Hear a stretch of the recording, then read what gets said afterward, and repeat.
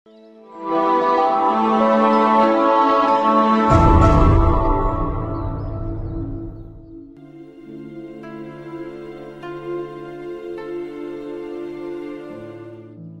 खुदावंद में मेरे अजीज भाइयों बहनों और प्यारे बच्चों, आज हम पाकमा कैथोलिक कलीसिया के साथ मिलकर साल के दौरान में छठा इतवार मनाते हैं। आज छठे इतवार की लितूरिया हमें खुदा और उसके इकलौते बेटे यीशु मसीह पर भरोसा करने की दावत देता है, क्योंकि उस पर भरोसा करने से इंसानी जिंदगी यकसर बदल जाती है और उसे बरकतों से नवाजा जाता है। अपने जी उठने के जरिए मसीह ने मौत को फतह किया और हमारे ईमान और अबदी जिंदगी की उम्मीद को जो है वो मजबूत किया। इसी पैगाम को आज की पहली तिलावत और इंजील मुकद्दस में वाज़ेह किया गया है।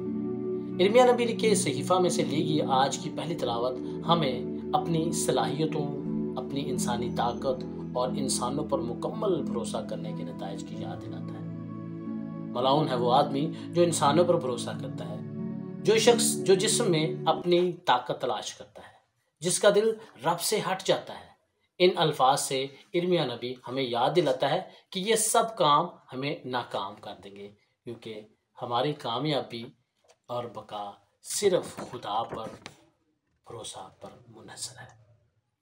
आज की पहली तिलावत में यिर्मयाह नबी उस शख्स की किस्मत का मुआजना करता है जो इंसानों पर भरोसा करता है। यहाँ वो इंसान की शख्सियत के दोनों पहलुओं पर हमारी तवज्जो को मबजूल करवाता है।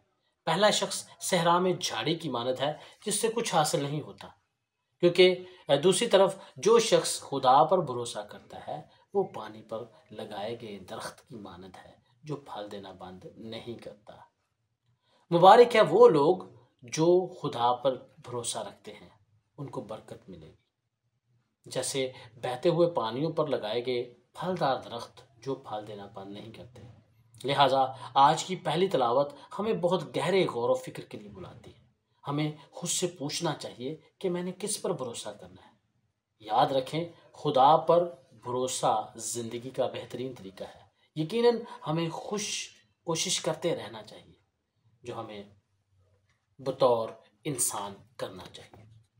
ये खुदा ही है जो हमारे तरीकों और कोशिशों को बरकरार रखता है, उनकी तस्दीक करता है और बरकत देता है। हमें इस हकीकत से आगाह होना चाहिए कि उसके बगैर हम कुछ भी नहीं कर सकते। ज़बूर नवीस लिखता है कि खुदा पर भरोसा रखना बरकत और अंदरूनी खुशी का एक बड़ा जरिया है। दूसरी तिलावत में मुकद्दस पौलुस रसूल यकसा तौर पर एक ही नुक्ता पेश करते हैं। हमारी उम्मीद पूरी तरह से इस दुनिया पर या सिर्फ हमारी कोशिशों पर नहीं रखी जानी चाहिए, बल्कि मसीह पर, जिसने अपने जी उठने के जरिए हमारी अब्दियत की उम्मीद को मजबूत किया है। लिहाजा मुकद्दस पौलुस रसूल हमें बताते हैं, अगर हमने सिर्फ इसी ज़िंदगी के लिए मसीह में उम्मीद रखी है तो हम सबसे ज़्यादा काबिल रहम लोग हैं। दूसरे लफ्ज़ों में, यही ज़िंदगी ख़त्म नहीं होती, इस दुनिया से बाहर भी कुछ है और सिर्फ जी उठे मसीह में हमारी उम्मीद ही हमें वहाँ ले जाएगी। दूसरे लफ्ज़ों में, मसीह के साथ हमारा सफ़र यही ख़त्म नहीं होता, ये इस दुनिया से मावरा है।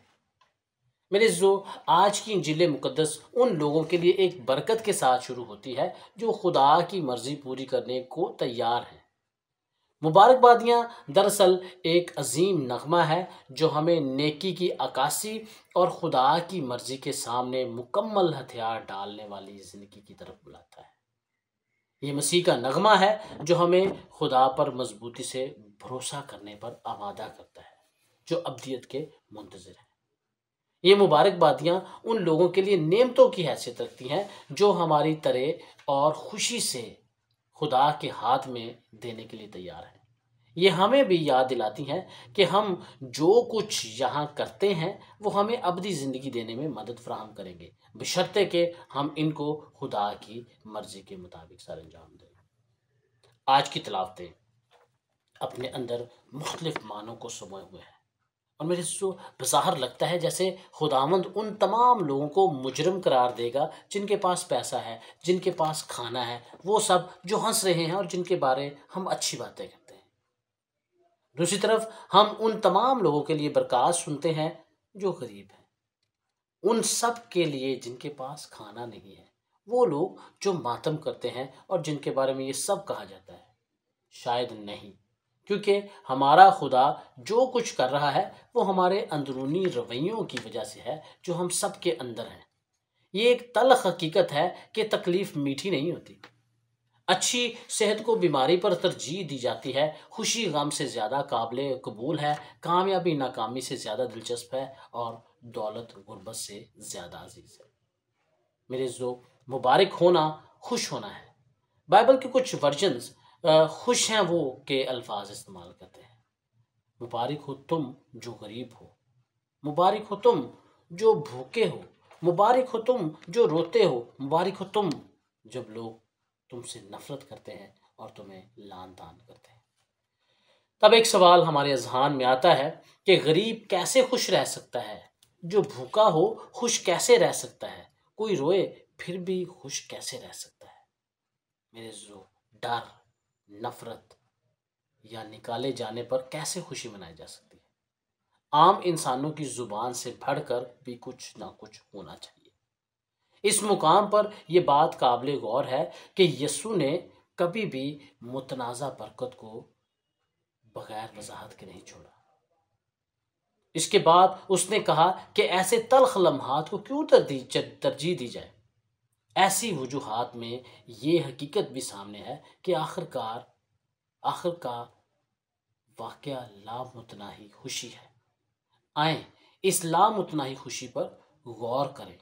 خدا کی بادشاہی تمہاری ہے، تم مطمئن ہو جاؤ، تم ہنسو گے، تمہارا اجر فردوس میں عظیم ہے۔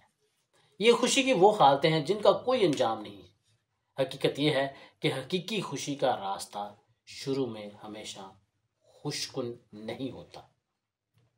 بہترین طریقہ ہمیں آسان نہیں ہوتا، اور زندگی کے آسان راستے یعنی شارٹ کٹس انسانی زندگی پر اکثر منفی اثرات مرتب کرتے ہیں۔ لہٰذا میرے خدا پر بھروسہ اور کامل یقین ہی انسان کے رویوں کو بدل سکتا ہے۔ تب چاہے یہ راستہ لمبا ہو، یہ راستہ سکڑا ہو، کٹھن ہو، خوشی، کامیابی اور کامرانی حاصل ہو کر ہی رہتی ہے۔ آخر میں اتنا ہی کہنا چاہوں گا کہ آج کی تلاوتیں واشگاف الفاظ میں ہماری رہنمائی کرتی ہیں کہ دنیا کی کوئی بھی طاقت ہمارے ذہنی سکون کو اور اندرونی خوشی کو چھین نہیں سکتی، کیونکہ ہمارا بھروسہ اور کامل یقین خدا پر ہے، نہ کہ اس دنیا پر اور انسان پر، بلکہ ہمارا بھروسہ مصلوب اور جی اٹھے مسیح پر ہے جو دنیا کا نجات دہندہ ہے، کیونکہ مبارک ہے وہ آدمی جس نے اپنا بھروسہ خداوند پر رکھا۔